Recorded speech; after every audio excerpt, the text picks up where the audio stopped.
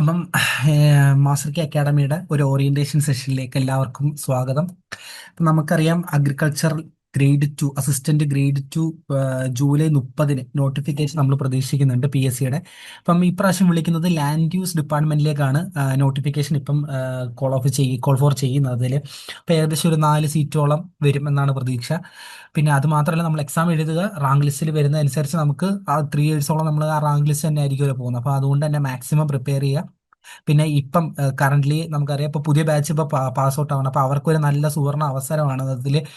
ഇപ്പൊ തന്നെ അത് പഠിച്ചെടുത്ത് എഴുതാൻ പറ്റുന്ന ഒരു മീൻസ് അറ്റ്ലീസ്റ്റ് നമുക്ക് ആ എക്സാമുമായിട്ട് എങ്ങനെ മീൻസ് കോപ്പപ്പ് ചെയ്യാം എന്നുള്ളത് നമുക്ക് മനസ്സിലാക്കാൻ പറ്റും. ഏത് ലെവലിലാണ് ഓരോ എക്സാംസ് നമുക്കറിയാം. ഇപ്പം ഒരു വൺ ഇയറിനുള്ളിൽ ഇപ്പൊ ഏകദേശം ഒരു 4ഓളം എക്സാംസ് അഗ്രികൾച്ചർ റിലേറ്റഡ് കഴിഞ്ഞു. ഫാം അസിസ്റ്റന്റ് കഴിഞ്ഞ്, ഫാം ഓഫീസർ കഴിഞ്ഞ്, means agri assistant, farm officer, പിന്നെ അഗ്രികൾച്ചറൽ ഓഫീസർ, ഇപ്പൊ ദാ സോയിൽ കൺസർവേഷൻ ഓഫീസർ എക്സാം വരുന്നുണ്ട്.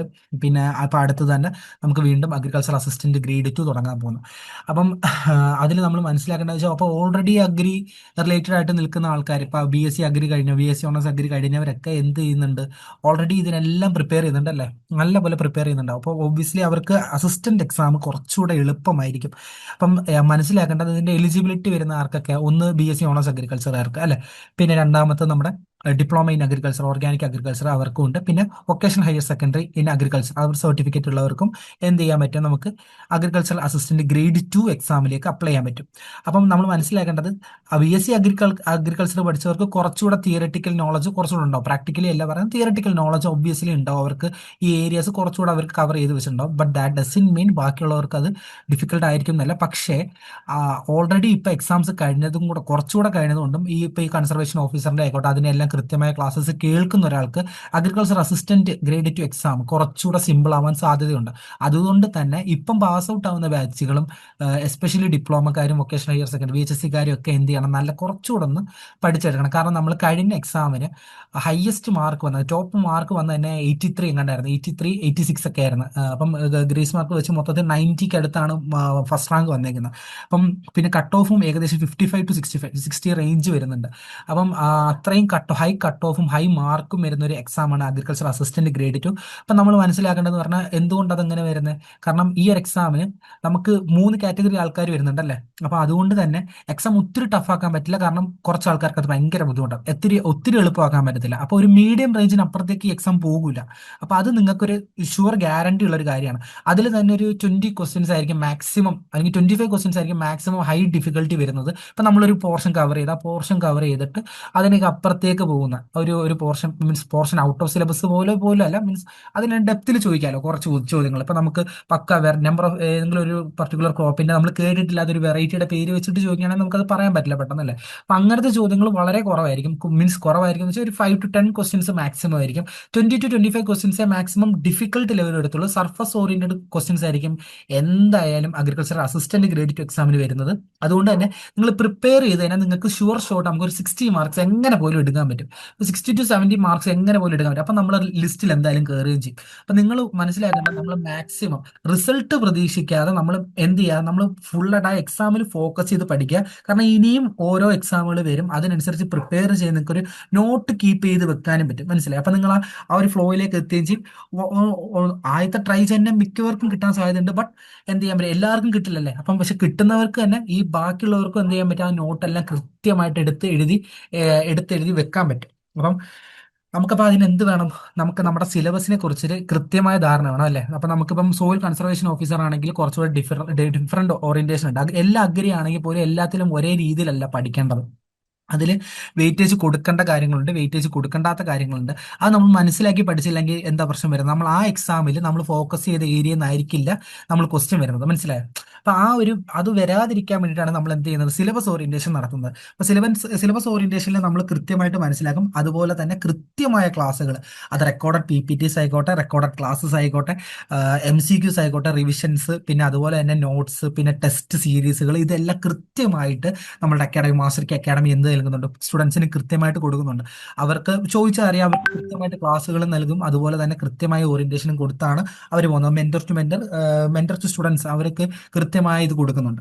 ഓക്കെ, നമുക്ക് ഇത് ഒത്തിരി ദീർഘിപ്പിക്കുന്നില്ല, നമുക്ക് ബേസിക്കലി നമ്മുടെ സിലബസിലേക്ക് കയറാം. അപ്പൊ അതിന്റെ വെയിറ്റേജും അതിന്റെ കാര്യങ്ങളൊക്കെ നോക്കാം. ഓക്കെ, ആദ്യത്തെ മൊഡ്യൂൾ എന്ന് പറഞ്ഞാൽ crop production. Principles and practices ആണ്. അപ്പം അതിൽ 10 മാർക്കാണ് അതിന്റെ വെയിറ്റേജ്. നല്ലപോലെ അറിയാവുന്ന ഇപ്പം നമ്മൾ ബേസിക്കലി ഇപ്പം മനസ്സിലാക്കേണ്ടത് ഇപ്പം ഇതിനകത്ത് ഞാൻ ഹൈലൈറ്റ് ചെയ്ത് വെച്ചിട്ടുണ്ട് ക്രോപ്സിന്റെ ക്ലാസിഫിക്കേഷൻ ഓഫ് ക്രോപ്സ്. ബേസിക്കലി എന്താ ഫീൽഡ് ക്രോപ്സ് ആണല്ലേ അഗ്രോണമിയിൽ ബേസിക്കലി വരുന്നത്. അപ്പൊ അഗ്രോണമി റിലേറ്റഡ് ആണ്. അപ്പൊ അവർ അഗ്രോണമി എന്ന് പറഞ്ഞു കൊടുക്കാതെ പല ടൈപ്പ് മൊഡ്യൂളിനെ പല രീതിയിലാണ് തിരിച്ചേക്കുന്നത് അല്ലേ. അപ്പം ഇതിനകത്ത് ക്രോപ്പ് ഹെൽത്ത് ഉണ്ട്, ടില്ലേജ് തന്നെ രണ്ടിടത്ത് സോയിലിനടുത്തും വരുന്നുണ്ട്, നമ്മൾ അഗ്രോണമി എടുത്തു. അപ്പം നമ്മൾ ബേസിക്കലി മനസ്സിലാക്കേണ്ട നമ്മൾ പഠിക്കുന്ന കാര്യം വൃത്തിക്ക് പഠിക്കുകയാണെന്നുണ്ടെങ്കിൽ ഇപ്പോൾ ഒരു ക്രോപ്പിനെ കുറിച്ച് എടുത്ത് ഇപ്പോൾ സീരിയൽസിന്റെ റൈസ് വീറ്റ് ബാർലി അപ്പം ഇതിനെക്കുറിച്ച് പഠിക്കുമ്പോൾ ഡെപ്തിൽ തന്നെ ആ ഒരു പർട്ടിക്കുലർ ക്രോപ്പ് പഠിക്കുമ്പോൾ ഒരു ഗുണം എന്ന് വെച്ച് കഴിഞ്ഞാൽ നമ്മൾ അവിടെ സോയിൽ ഹെൽത്ത് അല്ല ക്രോപ്പ് ഹെൽത്ത് കവേർഡ് ആവും. അതുപോലെ തന്നെ അതുമായിട്ട് റിലേറ്റഡ് ആയിട്ടുള്ള കാര്യങ്ങളെല്ലാം കവർ ആവും. അപ്പം നമ്മൾ ഒരു ക്രോപ്പ് പ്രത്യേകിച്ച് ക്രോപ്പ് പഠിക്കുമ്പോൾ ബേസിക്കലി അത് POP-ക്കകത്തുണ്ട്, പാക്കേജ് ഓഫ് പ്രാക്ടീസസ് എന്ന് പറയുന്നത്. ഈ POP-ക്കകത്ത് പറയുന്ന ക്രോപ്പുകൾ അതെല്ലാം നമ്മൾ ഏകദേശം കവർ ചെയ്തിരിക്കണം. കാരണം അതിൽ നിന്ന് ചോദിക്കുമെന്നുള്ളതല്ല, അതിൽ നിന്ന് ചോദിച്ചാൽ നമ്മൾ എഴുതിയിരിക്കണം. കാരണം അതാണ് KUവിന്റെ ബേസിക്. നമ്മൾ പറയുന്നത് ബേസിക് ഒരു ബുക്ക് നമ്മൾ ഏതാ റെഫർ ചെയ്യുക എന്ന് പറഞ്ഞാൽ KUവിന്റെ പാക്കേജ് ഓഫ് പ്രാക്ടീസ് ആണ്. അപ്പൊ അത് നമ്മൾ എന്ത് വന്നാലും അറിഞ്ഞിരിക്കണം. ഓക്കെ. പിന്നെ രണ്ടാമത്തെ ഒരു കേസ് എന്ന് പറഞ്ഞാൽ നമ്മൾ അപ്പോൾ ഓരോ ക്രോപ്പ് പഠിക്കുമ്പോൾ നമുക്ക് ഒട്ടനവധി ക്രോപ്പുകളുണ്ട് അല്ലെ. ഫീൽഡ് ക്രോപ്സ് പഠിക്കാനുണ്ട്. അതിനകത്ത് തന്നെയാണ് ഈ serials, pulses, millets, oil seeds അതൊക്കെ വരുന്നത്. ഇനി അത് കൂടാതെ നമുക്ക് എന്ത് ഹോർട്ടിക്കൾച്ചറൽ ക്രോപ്സ് ആയ പ്ലാന്റേഷൻ ക്രോപ്സ് ഉണ്ട്, സ്പൈസസ് അതൊക്കെ. പിന്നെ ഒലറി ഒലറി വെജിറ്റബിൾസ് ഉണ്ട്, ഫ്രൂട്ട്സ് ഉണ്ട്, പോമോളജി ഉണ്ട്, കോണ്ടിമെന്റ്സ് അതിന്റെ അത് സ്പൈസസ് ആൻഡ് കോണ്ടിമെന്റ്സ് അത് പറഞ്ഞല്ലോ. അപ്പൊ അങ്ങനെ ഓരോ ടൈപ്പ് ക്രോപ്പുകളുണ്ട് അല്ലേ. അപ്പൊ ക്രോപ്പുകൾ കൃത്യമായി കവർ ചെയ്യുക, അതിനെ കൃത്യമായിട്ട് പഠിക്കുമ്പോൾ തന്നെ നമുക്ക് ഏകദേശം 35 to 40 മാർക്സ് കിട്ടും. സീരിയസ്ലി അത് കവർ ചെയ്ത് കിട്ടുമ്പോൾ നമുക്ക് അത്രയും ക്വസ്റ്റ്യൻസ്, അതിപ്പോൾ ജനറ്റിക്സ് ആയിക്കോട്ടെ, നമ്മൾ ജനറ്റിക്സിലാണെങ്കിൽ അല്ലെങ്കിൽ പ്ലാന്റ് ബ്രീഡിങ്ങിലാണെങ്കിലും നമുക്ക് കുറേ അധികം ക്രോപ്സ് തന്നെയാണ് ചോദിക്കുന്നത് അല്ലേ.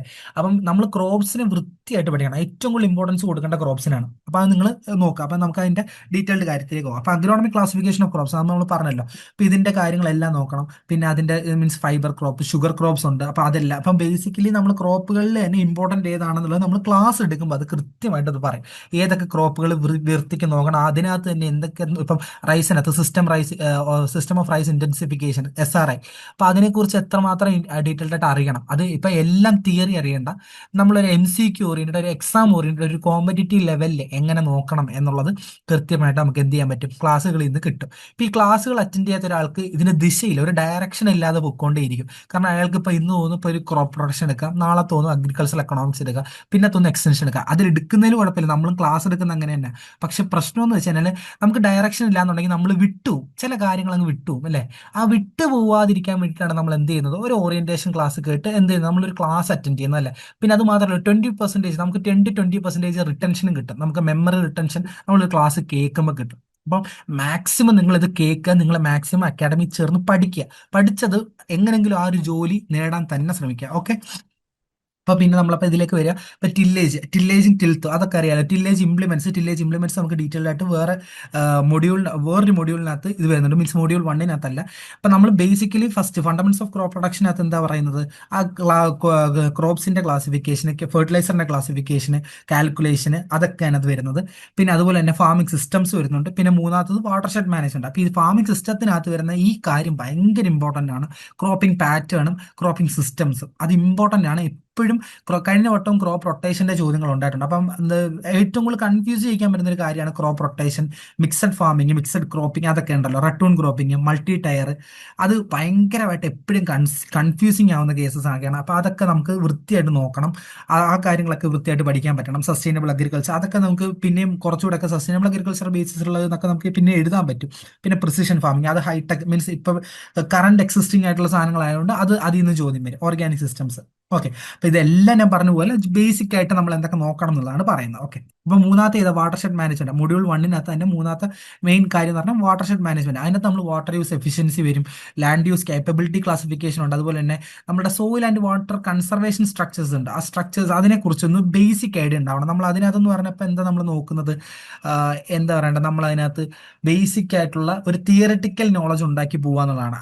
അത് അവർ കൃത്യമായിട്ട് പറയാം. നമ്മളിപ്പോൾ എല്ലാം നമുക്ക് ഡെപ്തിൽ പഠിക്കാൻ പറ്റില്ല, ചില നമ്മൾ സർഫസ് വിട്ടേ പോകാൻ പറ്റും. അപ്പൊ ആ സർഫസ് തൊട്ട് പോകേണ്ടത് അങ്ങനെ തന്നെ പഠിച്ച് അങ്ങനെ പോവാം. ഓക്കെ. അടുത്തത് രണ്ടാമത്തെ അഗ്രോ മെറ്റീരിയോളജി ആണ്. അതിന്റെ വെയിറ്റേജ് കണ്ടാൽ അറിയാം, അത് വളരെ ചെറിയൊരു മൊഡ്യൂളാണ്. എന്താ പറയണ്ട, പെട്ടെന്ന് പഠിച്ചെടുക്കാൻ പറ്റും. നമുക്ക് ഒരു 30 പേജിന്റെ നോട്ട് ഉണ്ടെന്നുണ്ടെങ്കിൽ നമുക്കൊരു 2 ഡേയ്സ്, മാക്സിമം 2 ഡേയ്സിനുള്ളിൽ നമുക്കത് പഠിച്ചെടുക്കാൻ പറ്റും, ആ നോട്ടൊക്കെ കൃത്യമായിട്ട്. കാരണം അതിപ്പോൾ നമ്മുടെ ബേസിക്കലി നമ്മൾ അവിടെ എന്താ പഠിക്കുന്നത്, നമ്മുടെ വെതർ, ക്ലൈമറ്റ്, അപ്പൊ ഇതുമായിട്ടുള്ള റിലേഷൻഷിപ്പ് ആണല്ലേ. നമ്മുടെ മെറ്റീരിയോളജിയിൽ നമ്മൾ പഠിക്കുന്നത് അല്ലേ. അപ്പം അതിനകത്ത് നമ്മൾ ഈ പറയുന്ന പോലെ ഇൻസ്ട്രുമെന്റ്സിനെ കുറിച്ച് പഠിക്കുന്നുണ്ട്. ഇപ്പൊ ഇൻസ്ട്രുമെന്റ്സിനെ കുറിച്ച് മാത്രമാണ് പഠിക്കുന്നത് അല്ല. ഇൻസ്ട്രുമെന്റ്സ് നമ്മുടെ റെയിൻ ഗേജ് ഒക്കെ ഇല്ലേ, റെയിൻ ഗേജ്, അനിമോമീറ്റർ, അപ്പൊ നമ്മൾ ആ പേരുകളൊക്കെ ഒന്ന് അറിയണം. അപ്പൊ എന്തിനാണ് അത് മെഷർ ചെയ്യുന്നത്, അതൊക്കെ ഒന്ന് അറിയാം. അങ്ങനെ അപ്പൊ അതൊക്കെയാണ് നമ്മൾ എന്ത് ചെയ്യുന്നത് അഗ്രികൾച്ചർ മെറ്റീരിയോളജിയിൽ. അത് അപ്പൊ പിന്നെ അതുപോലെ തന്നെ ക്രോപ്പിംഗ് സീസൺസ്, ക്രോപ്പിംഗ് പാറ്റേൺ നമ്മൾ കഴിഞ്ഞതിനകത്ത് പറഞ്ഞു. അതുപോലെ തന്നെ ക്രോപ്പിംഗ് സീസൺസ് ഉണ്ടല്ലേ. അപ്പൊ ഞാറ്റുവേല എന്ന് പറഞ്ഞാൽ നമ്മുടെ മുണ്ടകൻ, പുഞ്ച, അതൊക്കെ അങ്ങനെ ഓരോ ക്രോപ്പിംഗ് സീസൺസിനെ കുറിച്ച് നമ്മൾ അതിനകത്ത് പഠിക്കുന്നുണ്ട്. പിന്നെ നമ്മൾ global warming, understanding the global warming, climate change, vulnerabilities, പിന്നെ നമ്മൾ അതിൽ ഉപയോഗിക്കുന്ന അഡാപ്റ്റേഷൻ സ്ട്രാറ്റജീസ്, പിന്നെ ഡിസാസ്റ്റർ മാനേജ്മെന്റ് റിഗാർഡിംഗ് ഡ്രോട്ട്. അപ്പം ഇതിനകത്തൊക്കെ ക്ലൈമറ്റ് ചേഞ്ചുമായിട്ട് ബന്ധപ്പെട്ട് ഒക്കെ നമ്മൾ നോക്കണം. അപ്പൊ അതിനകത്ത് ബേസിക് സൈക്കിൾ, നമ്മൾ നാച്ചുറൽ സൈക്കിൾ അതൊക്കെ പറഞ്ഞല്ലോ. അപ്പൊ അതൊക്കെ നമ്മളൊന്ന് അറിഞ്ഞിരിക്കണം. അതൊക്കെയാണ് നമ്മൾ എന്തിലും നോക്കുന്നത്, അഗ്രോ മെറ്റീരിയോളജി നോക്കുന്നത്. 5 മാർക്കാണ്. അപ്പം മാർക്ക് വെയിറ്റേജ് അനുസരിച്ച് തന്നെ പഠിക്കുക. ക്രോപ്പിന് ഏറ്റവും കൂടുതൽ വെയിറ്റേജ് വരുന്നുണ്ട്. ക്രോപ്പുകളെല്ലാം വൃത്തിക്ക് തന്നെ പഠിക്കുക. ഓക്കെ. പിന്നെ മൂന്നാമത്തെ module soil health and fertility management. ഇപ്പൊ നിങ്ങൾക്ക് മനസ്സിലാവും സോയിലിന്റെ, ഇപ്പം ക്രോപ്പ് പഠിക്കുമ്പോൾ തന്നെ നമ്മൾ സോയിൽ ടില്ലേജ് ഒക്കെ പഠിക്കും അല്ലേ. അപ്പൊ നമ്മൾ അതിനകത്ത് കുറച്ച് പോർഷനകത്ത് കവർ ചെയ്യും. പക്ഷെ ഫണ്ടമെന്റൽസ് ഓഫ് സോയിൽ അതെല്ലാം ഇപ്പോഴും ചോദിക്കുക. ഇപ്പൊ സോയിൽ കൺസർവേഷൻ ഓഫീസറിന് പഠിക്കുന്ന ഒരാൾക്ക് എന്തായാലും അത് ഇമ്പോർട്ടന്റ് ആണ്. ഒബ്വിയസ്ലി അപ്പം ഫണ്ടമെന്റൽസ് ഓഫ് സോയിൽസിനകത്ത് നമ്മൾ അതിനകത്ത് സോയിലിന്റെ എല്ലാ കാര്യങ്ങളും എന്ന് വെച്ചാൽ സോയിൽ ടെക്സ്ചർ ആയിക്കോട്ടെ, എന്ന് വെച്ചാൽ അതിന്റെ പ്രോപ്പർട്ടീസിനെ കുറിച്ച് പഠിക്കണം. അപ്പം soil formation, properties, plant nutrition പഠിക്കണം. അതിനകത്ത് നമ്മൾ ഫെർട്ടിലൈസർ കാൽക്കുലേഷൻ നമ്മൾ ഓൾറെഡി പറഞ്ഞു, അതുണ്ട്. സോയിൽ കൺസർവേഷൻ പഠിക്കണം. അപ്പൊ ഇതിനകത്ത് എന്ന് പറഞ്ഞു കഴിഞ്ഞാൽ നമ്മുടെ സോയിലിന്റെ പ്രൊഫൈലൊക്കെ ഇല്ലേ, സോയിൽ പ്രൊഫൈല്, അതിന്റെ development, physical and chemical properties of soil, പിന്നെ അത് സ്പെസിഫിക് സോയിൽസ് ഇപ്പം ഇന്ത്യയിലും കേരളത്തിലും കണ്ടുവരുന്ന ആ ഒരു ടൈപ്പ് ഓഫ് സോയിൽസിനെ പഠിക്കണം. പിന്നെ അതിന്റെ അമിലിയറേഷൻ ഒക്കെ ഉണ്ട്. അപ്പൊ അമിലിയറേഷൻ, ആൽക്കലൈനിറ്റി, അതെല്ലാം നമ്മൾ കൃത്യമായിട്ട് അത് നോക്കണം. കാരണം നമുക്ക് ഈ സോയിലിനകത്ത് എന്താ പറയുക, ആൽക്കിസ് മീൻസ് ആൽഫിസോൾ മീൻസ് പല ടൈപ്പ് ഓഫ് സോൾസ് ഉണ്ട്, ആൽഫിസോൾ അങ്ങനെ. അപ്പം അതെല്ലാം നമ്മൾ അത് ജസ്റ്റ് ഒന്ന് അറിഞ്ഞിരിക്കണം, ഏതൊക്കെ എന്തൊക്കെയാണെന്നുള്ളതൊക്കെ. Soil salinity and soil alkalinity, അത് അടുത്ത ഏറ്റവും ഇമ്പോർട്ടൻ്റ് ആയിട്ടൊരു ഏരിയ ആണത്. പിന്നെ അടുത്തത് soil erosion, types of erosion ഉണ്ട്, സ്പ്ലാഷ്, സീറ്റ്, റില്ല്, ഗള്ളി. അപ്പം അതേ ടൈപ്പ് ഓഫ് ഇറോഷൻസ് നോക്കണം. അതിന്റെ മൂവ്മെന്റ് എങ്ങനെയാണത് സംഭവിക്കുന്നത് വെച്ചാൽ, മീൻസ് ഓരോന്നിനും ഓരോ മൂവ്മെന്റ് ടൈപ്പ് ഉണ്ട്, 3 തരത്തിലുള്ള മൂവ്മെന്റ് ഉണ്ട്. അപ്പൊ ആ മൂവ്മെന്റ് പഠിക്കണം. വാട്ടർ ഇറോഷൻ ഉണ്ട്. അതിന്റെ കൺസർവേഷൻ മെഷേഴ്സ് ചോദിച്ചിട്ടുണ്ട് കേട്ടോ ഇതിനു മുമ്പും. അഗ്രോണമിക് മെഷേഴ്സ്, അതായത് mechanical measures of soil conservation, അതൊക്കെ ഇമ്പോർട്ടന്റ് ആയിട്ടുള്ള ഏരിയാസ് ആണ്. വാട്ടർ ഹാർവസ്റ്റിംഗ് ടെക്നിക്സ് അതൊക്കെ. അപ്പം ബേസിക്കലി അത് നമ്മളപ്പം എന്തൊക്കെ ഇതിനകത്ത് നമ്മൾ ഈ പറയുന്ന alley cropping, multi tier cropping, mixed cropping കണ്ടില്ലേ. ഇതിനകത്ത് പല ടോപ്പിക്കുകൾ ഇതിനകത്ത് എന്താ പറയുക കോയിൻസൈഡ് ചെയ്യും. നേരത്തെ പറഞ്ഞ പോലെ തന്നെ ഓരോ മൊഡ്യൂളിലും ചിലപ്പോൾ ഇതിലെ കണ്ടന്റുകൾ കോയിൻസൈഡ് ചെയ്യും. പക്ഷെ ഡെപ്തിൽ നമ്മൾ ഈ കാര്യം ചിലത് അറിയേണ്ടതുണ്ട്. ആ ഡെപ്തിൽ എന്താണോ അറിയേണ്ടത് അത് കൃത്യമായിട്ട് അക്കാഡമിയിൽ നിന്ന് പഠിപ്പിച്ചു തരും. ഓക്കെ. പിന്നെ ഇതിനകത്ത് തന്നെ engineering conservation, okay, engineering conservation measures ഉണ്ട്. ഇതിൽ തന്നെ നമുക്ക് എന്താ നമ്മൾ ഇതൊക്കെ ജസ്റ്റ് നമ്മളൊന്ന് അറിഞ്ഞ ഡാമുകളെ കുറിച്ച് നമ്മൾ എങ്ങനെയാണ് ഈ കൺസർവേഷൻ മെഷേഴ്സ് ഉപയോഗിക്കുക എന്നുള്ളതാണ്. പിന്നെ ഇതിനകത്ത് ഏറ്റവും ഇമ്പോർട്ടന്റ് ആയിട്ടുള്ള ഒരു ഏരിയ കേട്ടോ ഈ പ്ലാന്റ് ന്യൂട്രീഷൻ. അതറിയായിരിക്കും, നമ്മൾ +2 ഒക്കെ പഠിച്ചപ്പം ഉള്ളതാ അല്ലെ. ആർണോൺസ് കാറ്റഗറി ഓഫ് എസെൻഷ്യാലിറ്റി 3 ഉണ്ടെന്നുള്ളതൊക്കെ അറിയാവുന്നതല്ലേ, സ്പെസിഫിസിറ്റി ഒക്കെ അതൊക്കെ അറിയാമെന്ന് എനിക്ക് തോന്നുന്നത്. ബേസിക്കലി നമ്മൾ അഗ്രി പഠിക്കുന്ന ഒരാൾ എന്തായാലും അതൊക്കെ പഠിച്ചിരിക്കും. പിന്നെ ബെനിഫിഷ്യൽ എലമെന്റ്സ്. പിന്നെ എല്ലായ്പ്പോഴും ചോദിക്കുന്ന ഒരു ചോദ്യമാണ് ഡെഫിഷ്യൻസി സിംറ്റംസ് അല്ലെങ്കിൽ ടോക്സിസിറ്റി സിംറ്റംസ്, അല്ലെങ്കിൽ ഏതെങ്കിലും ഒരു എലമെന്റിന്റെ ഫംഗ്ഷൻ. ഷുവർ ക്വസ്റ്റ്യൻ ആണ്. ഒരു ചോദ്യം എന്തായാലും ഈ 3 ഏതെങ്കിലും ഒന്ന് വരും, ഫംഗ്ഷൻസോ ഡെഫിഷ്യൻസിയോ ടോക്സിസിറ്റിയോ. കാരണം എപ്പോഴും ചോദിക്കാറുണ്ട്. അത് നല്ല പോലെ അത് പഠിച്ചിരിക്കുകയും വേണം. അത് എന്തായാലും ഒരു വട്ടം എപ്പോഴും ഒരു ചോദ്യമുള്ളൂ. അപ്പൊ നമുക്ക് ഒരു ചോദ്യം അവിടെ ഉറപ്പിക്കാൻ പറ്റും അല്ലേ. അപ്പൊ ആ ഒരു പോർഷൻ പഠിച്ച് നമുക്ക് ഒരു മാർക്ക് അവിടെ ഉറപ്പായിട്ടും കിട്ടും. പിന്നെ അടുത്തത് ക്ലാസിഫിക്കേഷൻ, ഓർഗാനിക്, ബൾക്കി. ഇപ്പൊ ബൾക്കി ആൻഡ് കോൺസെൻട്രേറ്റ് അത് ചോദിച്ചിട്ടുണ്ട്. കഴിഞ്ഞ അഗ്രി അസിസ്റ്റന്റിന്റെ ഒരു വട്ടം ചോദിച്ചിരുന്നു. ബൾക്കി ഓർഗാനിക്കിന്റെ ഒരു ക്വസ്റ്റൻ ചോദിച്ചിരുന്നു. പിന്നെ ഫാം യാർഡ് മാനുവർ, കമ്പോസ്റ്റ്, ഇതിന്റെയൊക്കെ പെർസെന്റേജ് കോമ്പോസിഷൻ ഒക്കെ ഉണ്ട് ഓരോന്നിനും. അപ്പൊ അതൊക്കെ ജസ്റ്റ് ഒന്ന് അറിഞ്ഞിരിക്കണം. ഏതിനാണ് ഇപ്പൊ ബോൺ മീലിനാണോ ഇതിനാണോ ഈ പർട്ടിക്കുലർ എലമെന്റ് കൂടുതൽ എന്നൊക്കെ ആയിരിക്കും അവർ ചോദിക്കുക. അപ്പൊ അതൊക്കെ നമ്മൾ അറിഞ്ഞിരിക്കണം. പിന്നെ soil quality monitoring, chemical fertilisers, അത് പല തരത്തിലുണ്ട്, അതറിയാലോ, straight, complex and mixed fertilisers. അപ്പൊ അതിനെക്കുറിച്ച് ഒരു ബേസിക് ഐഡിയ ഉണ്ടായിരിക്കണം. അപ്പൊ ഇതൊക്കെ ഒരു നല്ലപോലെ ഒരു ഐഡിയ ഉണ്ടാക്കി വെക്കുക എന്നുള്ളത് നമ്മുടെ ഏറ്റവും മീൻസ് ഇപ്പം നമ്മളിപ്പോൾ എന്ത് പഠിച്ചില്ലെങ്കിലും സോയിലും അഗ്രോണമി അത് വളരെ ഇമ്പോർട്ടന്റ് ആണ്. കാരണം അഗ്രോണമിക്കകത്ത് നമ്മൾ കുറച്ചെങ്കിലും പെസ്റ്റും ഡിസീസസും ഒക്കെ കവർ ചെയ്യുന്നുണ്ട്. അതുകൊണ്ടാട്ടോ അങ്ങനെ പറഞ്ഞത്. അല്ലാതെ ബാക്കിയുള്ള കോഴ്സസ് ഇതായിട്ടൊന്നും അല്ല. പക്ഷെ നമ്മളൊരു എക്സാമിന് പോകുമ്പം ഏറ്റവും കൂടുതൽ വെയിറ്റേജ് വരുന്ന ഏരിയ അതാണ്. അപ്പൊ അത് നമ്മൾ കവർ ചെയ്യാതെ പോകരുത്. മനസ്സിലായി. അത് ചെയ്യാതെ പോകരുത് എന്നാണ് അവിടെ ഏറ്റവും കൂടുതൽ നമ്മൾ ഉദ്ദേശിക്കുന്നത്. അപ്പൊ അത് നോക്കുക. ഓക്കെ. അടുത്തത് പിന്നെ ഇതിൽ ഈ നമ്മുടെ നാലാമത്തെ മൊഡ്യൂളിൽ തന്നെ അല്ല മൂന്നാമത്തെ മൊഡ്യൂളിൽ തന്നെ ടില്ലേജ് ഉണ്ട്, ഫെർട്ടിലൈസേഴ്സ് ആൻഡ് മാനുവർ, അത് നമ്മൾ പറഞ്ഞു. പിന്നെ അത് നോക്കുക. പിന്നെ ഓർഗാനിക് ന്യൂട്രിയൻ മാനേജ്മെന്റ്, ഇതൊക്കെ ചെറുതായിട്ട് മീൻസ് ഇപ്പം പുതിയ ഇന്നോവേഷൻസ് എന്തെങ്കിലും ഫെർട്ടിലൈറ്റർ അപ്പൊ അങ്ങനത്തെ എന്തെങ്കിലും ഇന്നോവേഷൻസ് ഉണ്ടെങ്കിൽ നമ്മൾ അത് ക്ലാസ്സിൽ കൃത്യമായിട്ട് അത് കവർ ചെയ്തു പോകും. ഓക്കെ. അടുത്ത നാലാമത്തെ മൊഡ്യൂൾ അതേതാ, field crops and production practices ആണ്. അപ്പൊ ഇതിൽ നമ്മളെന്ന് പറഞ്ഞാൽ നമ്മൾ നേരത്തെ പറഞ്ഞ ഫീൽഡ് നമ്മൾ പറഞ്ഞല്ലോ ക്രോപ്പ് പ്രൊഡക്ഷൻ. അപ്പൊ അതിൽ ഇപ്പം ഗ്രോത്ത് സ്റ്റേജസ് ഇതിനെക്കുറിച്ചൊക്കെ ഇതിലെ പല ടൈപ്പ് എങ്ങനെയാണ് അതിന്റെ ക്ലൈമറ്റ് ആ ഒരു പർട്ടിക്കുലർ ക്രോപ്പിനെ കുറിച്ചാണ്. അപ്പൊ നിങ്ങൾക്ക് മനസ്സിലാക്കാണ് ഇപ്പൊ ഈ മൊഡ്യൂൾ കാണുമ്പോൾ നിങ്ങൾക്ക് എന്താ, നിങ്ങൾക്ക് കൃത്യമായിട്ട് മനസ്സിലാവും ഇതിനകത്ത് 10 മാർക്കിന് അല്ലെങ്കിൽ 20-25 മാർക്കിന് ഇപ്പൊ തന്നെ കറന്റ്ലി 20-25 മാർക്കിന് ഇപ്പൊ തന്നെ എന്താണ് ക്രോപ്പുകളെ കുറിച്ചുള്ള കാര്യങ്ങളല്ലേ ചോദിക്കുന്നത് മൊത്തം അല്ലെ. ഒബ്വിയസ്ലി അഗ്രികൾച്ചർ ആണ്, അപ്പൊ ക്രോപ്പുകളെ കുറിച്ചായിരിക്കും ചോദിക്കുന്നത്. അപ്പൊ അത് നമ്മൾ മനസ്സിലാക്കുക. അപ്പൊ അതിന്റെ ഡെപ്തിൽ നമ്മൾ പോകേണ്ടത്. അപ്പൊ ഒരു മാർക്ക് ഏതായിരിക്കും നമ്മുടെ ഒന്ന് ഡെഫിഷ്യൻസി ടോക്സിസിറ്റി അതിന്റെ എന്തെങ്കിലും ആയിരിക്കും. അല്ലാതെ നോക്കുമ്പോൾ ഇന്ന പോലെ ഓരോ ക്രോപ്സിനെ കുറിച്ചായിരിക്കും, ഫീൽഡ് ക്രോപ്സിനെ കുറിച്ചൊക്കെ ആയിരിക്കും ചോദിക്കുന്നത്. ഓക്കെ. ഇപ്പൊ ഈ റൈസ് കൾട്ടിവേഷനകത്ത് തന്നെ നമ്മൾ എന്ത് ചെയ്യുക, ഇപ്പം ഈ ഇതിന്റെ പാക്കേജ് ഇൻക്ലൂഡ് മറ്റേ നമ്മുടെ ക്ലൈമറ്റിന്റെ നീഡ്, ഇപ്പൊ സോയിങ് റേറ്റ്, സീഡ് റേറ്റ്, പിന്നെ സോയിങ് മെത്തേഡുകൾ, ട്രാൻസ്പ്ലാന്റിങ് മെത്തേഡുകൾ, പിന്നെ നേരത്തെ പറഞ്ഞ സിസ്റ്റം ഓഫ് റൈസ് ഇന്റൻസിഫിക്കേഷൻ, അതെല്ലാം നമ്മൾ നോക്കണം. ഇപ്പൊ ടപ്പിയോക്ക പ്രൊഡക്ഷനിലാണെങ്കിൽ ഇതുപോലെ തന്നെ പ്രൊപ്പഗേഷൻ മെത്തേഡ്സ് ഭയങ്കര ഇമ്പോർട്ടൻ്റ് ആണ്. ടപ്പിയോക്കയിൽ അതിനകത്ത് മിനിസെറ്റ് ടെക്നിക്കില്ലേ, അതിനകത്ത് ആ റേഷ്യോ ഒക്കെ ഉണ്ട്. മറ്റേ ഇന്ന റേഷ്യോ ഉണ്ട്, ഇത്ര 1:2 ഇത്ര റേഷ്യോയിലാണ് ഇതിന്റെ പ്രൊപ്പഗേഷൻ ആണ്, അതൊക്കെ ചോദിക്കുന്നുണ്ട്. അതൊക്കെ ഒന്ന് അറിഞ്ഞിരിക്കണം. പിന്നെ അതുപോലെ തന്നെ fodder and other crops. Fodder സത്യത്തിൽ ചോദിക്കാറുണ്ട്, ഒരു ചോദ്യം ഫോഡറിന് സാധാരണ വരും. കാരണം ഹൈബ്രിഡ് നേപ്പർ അല്ലെങ്കിൽ കോങ്കോ ഗ്രാസോ ഏതെങ്കിലും ഒന്നിനെ കുറിച്ച് ഒരു ചോദ്യം എന്തായാലും വരും. അതുകൊണ്ട് ഇതൊക്കെ ഒരു ടേബിൾ ആക്കി കൃത്യമായിട്ട് അത് പഠിക്കണം. അത് കൃത്യമായിട്ട് നമ്മൾ നോട്ട്സ് തരികയും ചെയ്യും, പ്രൊവൈഡ് ചെയ്യുകയും ചെയ്യും. ഓക്കെ. പിന്നെ ഷുഗർ ക്രോപ്സ്, ഷുഗർ കെയിൻ, അതൊക്കെ അറിയാമല്ലോ. ഓക്കെ. അതിനെക്കുറിച്ചും നമ്മൾ ബേസിക് ആയിട്ടുള്ള നോളജ് ഉണ്ടായിരിക്കണം. അപ്പൊ അടുത്ത മൊഡ്യൂൾ എന്ന് പറഞ്ഞാൽ ഹോർട്ടിക്കൾച്ചർ ക്രോപ്സ്. ഞാൻ നേരത്തെ പറഞ്ഞ ഹോർട്ടിക്കൾച്ചർ ക്രോപ്സും പ്രൊഡക്ഷൻ പ്രാക്ടീസും എന്താണ്, വീണ്ടും ക്രോപ്സിലേക്ക് തന്നെയാണ്. ഇതിൽ 15 മാർക്ക് ഉണ്ട്. അപ്പൊ തന്നെ എത്രയായി, ഒരു 35 മാർക്കിന് അടുത്തായില്ലേ. അപ്പൊ നമ്മൾ ഇതിനകത്ത് എന്താ പഠിക്കുന്നത്, ക്രോപ്സുകളെ കുറിച്ച്. വെജിറ്റബിൾസ് ഉണ്ട്, പ്ലാന്റേഷൻ ക്രോപ്സ് ഉണ്ട്, സ്പൈസസ് ഉണ്ട്. അപ്പം ഇതിനകത്ത് ഈ സോളനേഷ്യസ് ഒക്കെ പെട്ടെന്ന് പഠിക്കാൻ പറ്റും. കാരണം ബ്രിഞ്ചാൾ, ടൊമാറ്റോ, ചില്ലി എന്നൊക്കെ പറയുമ്പോൾ അതിന്റെ സീഡ് റേറ്റ്, അതിന്റെ മാനുവറിങ്, അതിന്റെ ബാക്കി എല്ലാം ഏകദേശം സിമിലർ ആണ്. അപ്പൊ നമുക്ക് പെട്ടെന്ന് പഠിക്കാൻ പറ്റും. കുക്കുർബിറ്റേഴ്സ് ആണെങ്കിൽ ഓരോ ഫാമിലിക്ക് അനുസരിച്ച് നമുക്ക് പെട്ടെന്ന് പഠിച്ചെടുക്കാൻ പറ്റും. അത് മാക്സിമം ക്രോപ്പുകൾ ഞാൻ പറയുകയാണെങ്കിൽ ഏകദേശം ഒരു 3 ടൈംസ് റിവൈസ് ചെയ്യണം. 3 ടൈംസ് റിവൈസ് ചെയ്തില്ല എന്നുണ്ടെങ്കിൽ നിങ്ങളുടെ തലയിൽ നിൽക്കില്ല അത്. അപ്പം അതുകൊണ്ട് തന്നെ എത്രമാത്രം ക്രോപ്പുകൾ പെട്ടെന്ന് പഠിക്കുന്നോ അത്രയും നമുക്ക് പെട്ടെന്ന് പോർഷൻസ് കവർ ചെയ്ത് തീർക്കാൻ പറ്റും. കാരണം ഇപ്പൊ പിന്നെ അങ്ങോട്ട് വരുന്ന ഇപ്പം ബ്രീഡിംഗ് ആയിക്കോട്ടെ, ബ്രീഡിങ്ങിനകത്ത് ജെർമിനേഷൻ മീൻസ് പോളിനേഷൻ ടെക്നിക്സുകളൊക്കെ നമ്മൾ പഠിക്കുക അല്ലേ. അപ്പൊ അതിനകത്ത് അതൊക്കെ വരുമ്പോൾ ഇപ്പൊ അല്ലെങ്കിൽ ലോ ഓഫ് ഹെറിഡിറ്റി അതൊക്കെ എന്ന് പറഞ്ഞാൽ നമുക്ക് പിന്നെ പെട്ടെന്ന് പഠിച്ചെടുക്കാൻ പറ്റും. പക്ഷെ ഇപ്പൊ അഗ്രികൾച്ചറൽ എക്കണോമിക്സ് ആണെങ്കിലും കോൺസെപ്റ്റ് ഓറിയന്റഡ് ആയിട്ട് വരുന്ന കുറച്ച് കാര്യങ്ങൾ നമ്മൾ നേരത്തെ പഠിക്കേണ്ടി വരും. അത് എപ്പാർട്ട് ഇതെന്ന് പറഞ്ഞു കഴിഞ്ഞാൽ നമ്മൾ കോൺസെപ്ച്വലിനെക്കാട്ടിലും അത് റിയലിസ്റ്റിക്കലാണ് അല്ലേ. എന്ന് വെച്ചാൽ ഇത് ഒറിജിനലി നടക്കുന്ന കാര്യമാണ്. അപ്പൊ ഈ നടക്കുന്ന കാര്യത്തെക്കുറിച്ച് നമുക്ക് ബേസിക് ഐഡിയ ഉണ്ടായാൽ മാത്രം പോരാ, അത് ഓർത്തിരിക്കുകയും വേണം. ഐഡിയ ഉണ്ടായാൽ മാത്രമേ ഇതിനകത്ത് പെട്ടെന്ന് ചെയ്യാൻ പറ്റില്ല അല്ലേ. ഇപ്പം അങ്ങനത്തെ കാര്യങ്ങൾ നമ്മൾ നേരത്തെ തന്നെ പഠിച്ചിരിക്കും. ഇപ്പൊ വെജിറ്റബിൾ പ്രൊഡക്ഷൻ ഒക്കെ അറിയാലോ, അതിനകത്ത് സ്പേസിങ്, വെറൈറ്റീസ്, മാനേജ്മെന്റ്. അപ്പൊ അതെല്ലാം നമ്മൾ ഈ പറയുന്ന എല്ലാ ക്രോപ്പുകളെ കുറിച്ചും പഠിക്കണം. അതുപോലെ തന്നെ പ്ലാന്റേഷൻ ക്രോപ്സിനെ കുറിച്ച് പഠിക്കുക. പിന്നെ പ്ലാന്റേഷൻ ക്രോപ്സ് ആണ് ഇതൊക്കെ. പിന്നെ അതനുസരിച്ച് സ്പൈസസ്, നമ്മുടെ മെഡിസിൻ ആൻഡ് അരോമാറ്റിക് പ്ലാന്റ്സിന്റെ ഒക്കെ അറിയാലോ. അരോമാറ്റിക് പ്ലാന്റ്സ് എന്ന് പറഞ്ഞാൽ നമ്മുടെ ഈ വെറ്റിവർ, അതൊക്കെ സിട്രോണല്ല, അതൊക്കെ ലെമൺ ഗ്രാസ്, അതെല്ലാം എന്താണ് ഈ അരോമാറ്റിക് പ്ലാന്റ്സ് ആണ്. അപ്പൊ അതിന്റെ മെഡിസിനൽ പ്രോപ്പർട്ടീസ് അതെന്താണ്, ഈ കുർക്കുമിന്, അപ്പം ഏതാണ് അതിന്റെ ഇൻഗ്രീഡിയന്റ് മീൻസ് അതിനകത്തുള്ള കണ്ടന്റ് എന്ന് പറയുമ്പോൾ സിനിഗ്രിൻ എന്ന് പറഞ്ഞ ഇതുണ്ട്. അതുപോലെ തന്നെ നമ്മുടെ ടെർമറിക്, അത് എന്താ ഇത് ഇപ്പൊ ഞാൻ ഈ പറഞ്ഞ പോലെ ഓരോരോ ഇതിനും കുർക്കുമിൻ എന്ന് പറഞ്ഞ കണ്ടന്റ് ഉണ്ട്. അപ്പം അപ്പൊ ഏതിലാണ് എന്നൊക്കെ ഒന്ന് അറിഞ്ഞിരിക്കുക. ഓക്കെ. അപ്പം ഇത് ബേസിക്കലി ഞാൻ പറഞ്ഞ ചിലപ്പോൾ ഇത് ഈ ഓറിയന്റേഷൻ കേൾക്കുന്ന ഒരാൾക്ക് ചിലപ്പോൾ തോന്നുന്നു ഇത്രയും ഇതിന്റെ ആവശ്യം എന്താണ്. പക്ഷെ നമ്മളിപ്പോൾ ഒരു എക്സാം ഇപ്പൊ BSc അങ്ങോട്ട് കഴിഞ്ഞ ആളോ അല്ലെങ്കിൽ ഡിപ്ലോമ ജസ്റ്റ് അങ്ങോട്ട് കഴിഞ്ഞ ആൾക്കാർക്കും ഇതിനെക്കുറിച്ച് ധാരണ ഉണ്ടാവണം നിർബന്ധമില്ല. ഉള്ളവരുണ്ടെങ്കിൽ അത്രയും നല്ലത്, നിർബന്ധം ഇല്ല എന്നതാ പറഞ്ഞത്. അപ്പം അവർക്ക് അത് ഇല്ല എന്നുണ്ടെങ്കിൽ അത് ഉണ്ടാക്കി എടുക്കുക എന്നുള്ളതാണ് നമുക്ക് ഓറിയന്റേഷൻ കൊണ്ട് ഉദ്ദേശിക്കുന്നത്. അപ്പം മാക്സിമം ക്ലാസ്സിൽ ഈ പോർഷൻസ് നോക്കുമ്പോൾ നിങ്ങൾക്ക് മനസ്സിലാവില്ല, നിങ്ങൾക്ക് ഇന്നതൊക്കെ നിങ്ങൾക്ക് അറിയാവുന്ന ഒരു ഏരിയ ഉണ്ടാവില്ലേ. എന്തായാലും ഒരു പോർഷൻ നിങ്ങൾക്ക് പെട്ടെന്ന് തീർക്കാൻ വേണ്ട, ആ പോർഷൻ നിങ്ങൾ സേഫ് കീപ്പിംഗ് പെട്ടെന്ന് ഒരു ദിവസം കൊണ്ട് അങ്ങനെ തീർത്തങ്ങ് മാറ്റി വെക്കുക.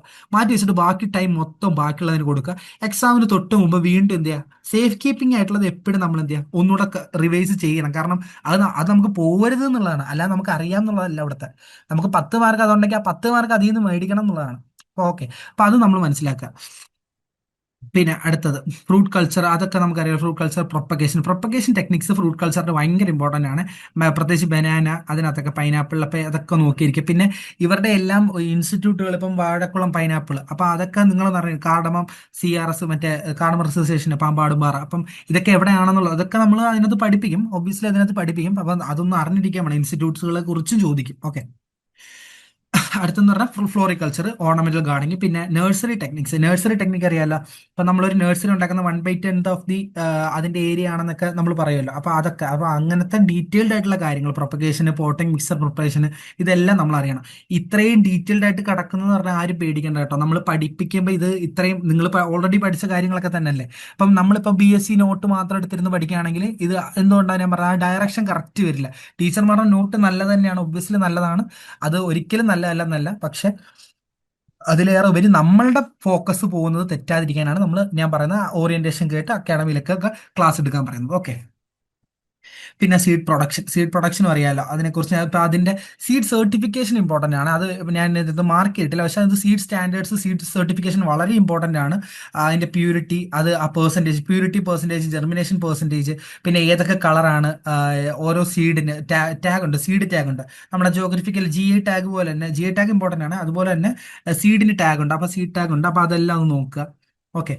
പിന്നെ അടുത്ത മൊഡ്യൂൾ ഏതാ? നമ്മുടെ plan breeding and plan physiology ആണ് അല്ലേ.